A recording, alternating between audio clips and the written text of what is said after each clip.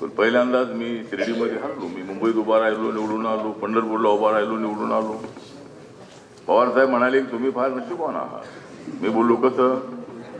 ते म्हणाले तुम्ही दादरला उभा राहिला तिथं सिद्धिविनायकाचा आशीर्वाद मिळाला. तुम्ही पंढरपूरला उभा राहिला तिथं विठ्ठल रुक्मिणीचा आशीर्वाद मिळाला.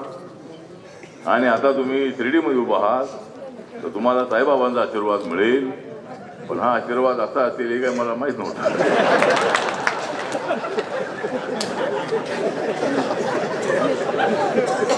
म्हणजे तिथे मला मुद्दाम हरवलं.